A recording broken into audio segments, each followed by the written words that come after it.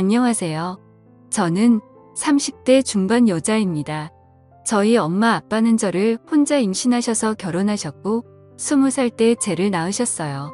엄마는 지금으로는 너무 어린 나이였을 때 저를 낳고 키우셨고 3년 후에 남동생까지 낳으셨습니다. 우리 네 식구는 씁쓸하지만 남들처럼 화목한 날들을 보내지 못했어요.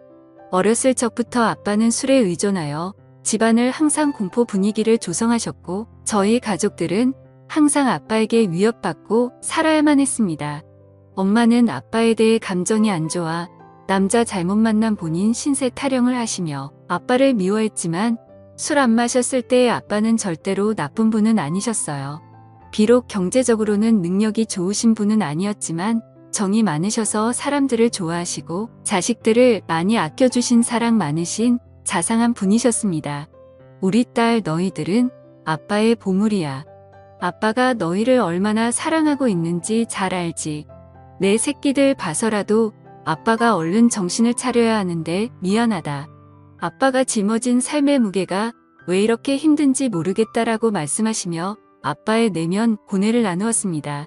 뭐가 그렇게 괴로우신지 어릴 적 제가 본 아빠의 모습은 많은 날들이 술에 젖어 있었고 저의 남매는 원래 아빠 모습을 잘 알았던지라 그런 아빠의 모습이 참 마음 아팠습니다. 그리고 어느 날 충격적인 광경을 목격하고서야 왜 아빠가 그리도 괴로워했는지 알 것 같았습니다. 바로 엄마와 삼촌의 충격적인 관계 때문이었어요. 아빠는 형제가 많으셨습니다.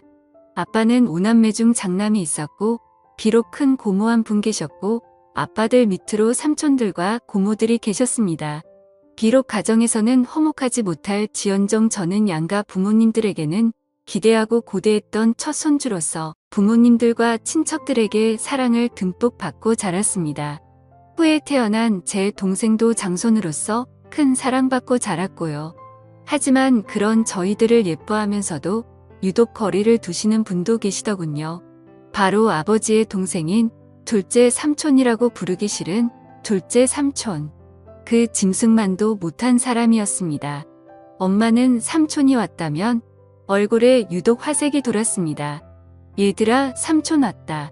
오늘 우리 집에서 편히 쉬시고 가야 하니까 너희는 오늘 거실에서 자고 삼촌은 방에서 주무시게 알겠지라며 엄마는 저희에게 일러두었습니다. 둘째 삼촌은 운수업을 했던 터라 가끔 저희 집에 들러서 하룻밤을 자고 가는 일들이 좀 있었는데 원래 저희는 단칸방에서 살다가 제가 첫 전학교 1학년 됐을 때 방 2칸짜리 빌라로 이사 갔거든요. 둘째 삼촌이 저희 집에 들을 때마다 그중 제 방을 삼촌에게 내어드리고 남동생과 거실에서 잤습니다. 저는 삼촌이 저희 집에 올 때마다 맛있는 간식을 사가지고 와서 어색한 가운데에서도 저희랑 놀아주는 게 좋았고 그걸로 인해 멀기만 느껴졌던 둘째 삼촌에게 조금씩 정이 쌓여갔네요. 둘째 삼촌이 올 때마다 아빠도 술을 안 마시고 부모님들도 간만에 분위기가 하기에 좋아져서 한때 저희는 둘째 삼촌이 오기만을 기다리기도 했습니다. 그런데 어느 날 새벽이었어요. 제가 힘든 가정에서 살다 보니 어렸을 때부터 눈치가 빨랐고 명확하다고 해야 하나 나이에 비해 철이 조금 빨리 든 케이스였어요. 당시 동생은 자고 있었고 그날따라 이상한 느낌을 본능적으로 느꼈는지 새벽에 눈이 번쩍 뜨이더라고요. 그런데 마침 엄마가 화장실에서 물 내리는 소리와 동시에 나오는 것이었습니다. 아직도 안 잔다고 뭐라고 잔소리할까봐 저는 얼른 눈을 감아 잠든 척을 했는데 이상한 일이 일어났습니다. 엄마는 저를 가만히 보시다가 조심스럽게 몸을 움직이며 안방이 아닌 바로 삼촌이 자고 있는 제 방으로 들어가는 것이 아니겠어요. 어린 나이임에도 불구하고 저는 그게 심상치 않은 일임을 본능적으로 알았습니다. 저는 순간 등이 쎄해지며 무슨 촉이 왔는지 조심스럽게 몸을 일으켜 숨죽여 제가 앞으로 다가갔습니다. 저희 집 방문 이어술에서 잘 닫히지 않았는데 그 탓에 열려있는 작은 틈으로 전 훔쳐보게 되었습니다. 그리고 여태까지도 평생을 트라우마로 남은 잊지 못해 그 장면을 목격하게 되었습니다. 형수와 시동생으로서 금기시한 일들을 벌이고 있었습니다. 저는 너무 놀라 어떻게 해야 할지 그 자리에서 얼어붙고 말았습니다. 그때 거실에서 동생이 제가 곁에 억지로 허전했는지 음하며 자세를 뒤척였고 이 소리를 들었는지 그들은 모든 행동을 멈추고 엄마는 재빠르게 옷매무새를 가다듬더군요. 저는 들킬까 싶어 제자리로 돌아와 다시 자는 척을 하며 누웠고 엄마는 어두움 속에서 추악함을 가린 채 아무 일도 없었다는 듯 안방으로 돌아왔습니다. 저는 그때부터 아무에게도 말 안 하고 혼자 생각이라는 것을 했는데 오래 고민 끝에 나온 결론은 단순하게 모든 진실을 밝히자라는 것이었습니다. 그렇게 해버리면 어린 마음에 모든 게 다 제자리를 찾고 정상으로 돌아올 것 같았거든요. 뒤틀린 이 이상한 현실에 하루도 머물고 싶지 않았던 저는 기회를 엿보다가 마침 아빠와 둘째 삼촌만 빼고 친가들이 모여 가족 식사를 하는 자리에서 제가 본 그날의 진실을 폭로하였습니다. 일목요연하고 또박또박 엄마랑 둘째 삼촌의 새벽에 제가 본 것들을 가감없이 얘기하자 엄마의 표정이 새하얗게 지으며 급한 대로 제 입을 막으려 했네요. 허나 이미 수상하니 느낀 큰 고모는 엄마를 젖혀두고 저를 방으로 내려와 차근차근 무슨 이야기인지 얘기해보라며 말씀하시는데 저는 말하다 말고 목이 메어와 울음을 크게 터뜨리며 말을 이어갔네요. 덕택이 집안은 발칵 뒤집혔고 둘째 삼촌은 소환돼서 친척들에게 어쩜 그런 짓을 벌일 수 있냐는 비난의 의사를 맞았습니다. 이 소식을 뒤늦게 들은 아빠는 충격을 금치 못하고 둘째 삼촌과 주먹이 욱하며 한바탕 난리를 벌였고 저의 가정은 얄궂게도 제 소망과는 다르게 파탄을 맞고 말았네요. 바로 엄마가 그 일을 계기로 제 유치원생 남동생을 데리고 둘째 삼촌과 행방을 감췄던 겁니다. 훗날 드라마나 영화에서 보는 남녀의 야반 도주를 보며 우리 엄마도 동생 데리고 둘째 삼촌과 저런 도피를 했을까 생각했네요. 가뜩이나 술을 필요로 했던 아빠는 아이 술독에 파묻혀 살게 되었고 엄마와 삼촌을 반드시 찾아내어 복수하겠다며 증오심을 닦고 다녔습니다. 아빠는 늘 술을 취한 채 정신적인 고통을 이기지 못하고 자고 있던 저를 이불에 쌓아 주수석에 태우고 어디에도 있는지 모르는 그들을 찾으러 나섰고 그럴 때마다 저는 두려움에 떨어야만 했습니다. 지금 생각해보면 아빠는 저의 폭로가 원망스러운지도 모르겠어요. 눈 감고 귀 닫고 모른 척 했으면 어쨌든 불행한 가정이나 어이울 수 있었을 텐데 그걸 폭로함으로써 파국에 치닫게 돼버렸으니 다 제 잘못이라는 생각이 들었습니다.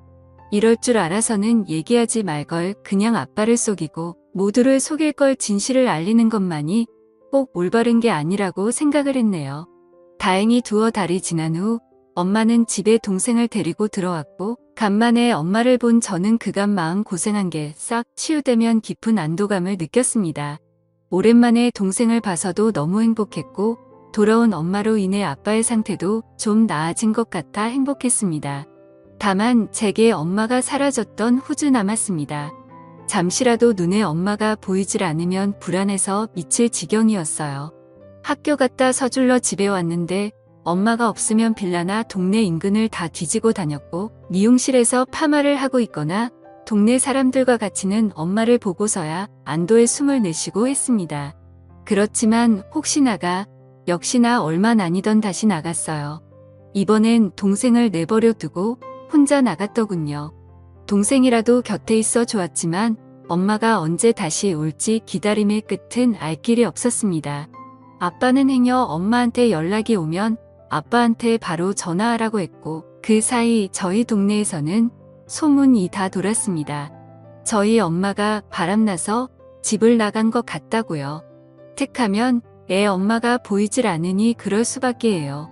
저는 저희에 대해 함부로 말하는 동네 사람들이 너무 싫었습니다. 다 알고 짐작하면서도 모른 척 확인 사살하려고 저와 마주치면 꼭 묻더군요. 너희 엄마 이번에 너희 두고 또 낳은 거 맞지? 아니 세상에 어떻게 자식들 두고 모질게 나갈 수가 있어. 내가 다 마음이 쓰이네. 불쌍한 것들. 우리 엄마 그냥 멀리 돈 벌러 갔어요. 우리 가족에 대해서 함부로 말하지 마세요.